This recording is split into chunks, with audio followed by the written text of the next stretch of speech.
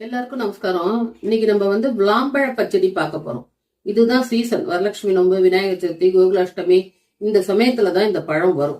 இந்த பாருங்க, இப்படி இருக்கும். இப்படி இந்த மாதிரி இப்படி இருக்கும், பந்து மாதிரி இப்படி இருக்கும். இதான் விளாம்பழம். தெரிஞ்ச வழக்குலாம் தெரிஞ்சிருக்கும், தெரியாத வழக்கு சொல்றேன். உடச்சைகள்னா இப்படி இருக்கும். நான் நம்ம மரத்துல பச்சடி பண்ணேன், அப்புறம் தான் சொன்னா அதை காட்டு வீடியோல என்ன, அதனால இப்ப போட்டுட்டு இருக்கேன்.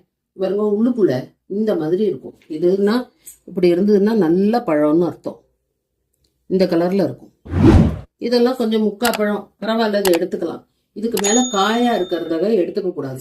இதை எப்படி பார்த்து வாங்கணும் அப்படிங்கிறது இருக்கு. இப்படி இருக்கு இல்லையா, இது இப்படி எடுத்தேன்னா லைட் வெயிட்டா இருக்கும். வெயிட்டு சுத்தமாவே இல்லாம இருந்தது அப்படின்னா அது வாங்கக்கூடாது. அது பூஞ்சைக்காலம் பிடிச்சி உங்களுக்குள்ள வீணா போயிருக்கும்.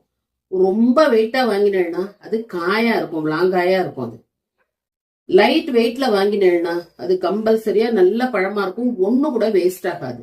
அந்த மாதிரி வாங்கி நல்லா அது இப்படி ரெண்டா உடச்சுக்கணும். உடச்சுட்டு உள்ளுக்குள்ள புளி மாதிரி இருக்கும். இந்த மாதிரி விதையோட இப்படி இருக்கும். இதை வாங்கி 1க்கு 2 வெல்லம் போட்டுக்கலாம், இல்லைனாலும் 1க்கு 1.5 போட்டுக்கலாம். வெல்லமோ நாட்டு சர்க்கரையோ போட்டு, இது பாதியில சொன்னதுனால அப்படியே நிறுத்தி உங்களுக்கு காமிச்சுட்டு இருக்கேன். இப்படி உள்ளுக்குள்ள விதையா இருக்கும், தெரியறத வெள்ளை வெள்ளையா, அதெல்லாம் விதை அப்படி இருக்கும். லேசாதான் விதை பிடிச்சிருக்கும். அதை நம்ம அரைக்கும் பொழுது இது பாருங்க இப்படி வரும். இது அப்படியே நம்ம அப்படியே சாப்பிட்டுக்கலாம். ரொம்ப நல்லா இருக்கும்.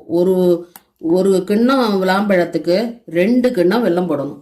போட்டு நல்லா இந்த மாதிரி அரைச்சு இதை அப்படியே உருட்டி வெயில காய வச்சுடலாம். இப்படி எடுத்துட்டு இப்படி உருட்டி இப்படி வெயில காய வச்சுட்டேன்னா காஞ்சிரும். இது வருஷத்துக்கு இருக்கும். வருஷத்துக்கு இதை வச்சுக்கலாம். இது எதுக்கு ஆகும்னா லிவருக்கு பெஸ்ட் மெடிசின். வயத்த வலி இந்த மாதிரி பிரச்சனைகளுக்கு கொடுக்கலாம். அதுக்கப்புறம் நாக்குல சுவை இல்லாம ஒரே கசப்பா இருக்கு, இந்த ஜுரம் வந்த வழக்கெல்லாம் வாயெல்லாம் கசக்கும், எது சாப்பிட்டாலுமே சுவையா இருக்கா, எது சாப்பிட்டாலும் கசக்கும், அவள்லாம் இதை சாப்பிடலாம். மசக்க வாந்தி இருக்கிறவா சாப்பிடலாம். பிரெக்னன்ட் லேடிஸ் இதை சாப்பிடலாம். ஃபுல்லா இது கால்சியம் தான், பல்லுக்கு நல்ல மருந்து. அதனால இது இந்த சீசன்ல தான் வரும். அதனாலதான் நான் உடனே இந்த வீடியோவை போட்டிருக்கேன். எல்லாரும் வாங்கி இந்த மாதிரி இதை நல்லா அரைச்சு வெயில காய வச்சு எடுத்து வச்சுக்கோங்க. வருஷத்துக்கு ஆகும். அப்பப்போ ஒண்ணு சாப்பிட்டுக்கலாம். இழந்த வடை மாதிரி இதை யூஸ் பண்ணிக்கலாம். இது பித்த சமனி. பித்தம் எவ்வளவு பித்தம் இருந்தாலும் டக்குன்னு இது சரி பண்ணும். வாயில ஒரு உருண்டையை நீங்க பாட்டுக்கு போட்டுண்டு அப்படியே அது ஊற நீங்க பாட்டுக்கு கிச்சன்ல எல்லா வேலையும் பார்த்துட்டு இருக்கலாம். இது ரொம்ப ரொம்ப ஒரு முக்கியமான மருந்து. இப்ப ஷார்ட்ஸா போடுறதுனால இதோட உபயோகங்கள் நிறைய சொல்ல முடியல. டிஸ்கிரிப்ஷன்ல வேணா போட சொல்றேன், நீங்க பாத்துக்கோங்க.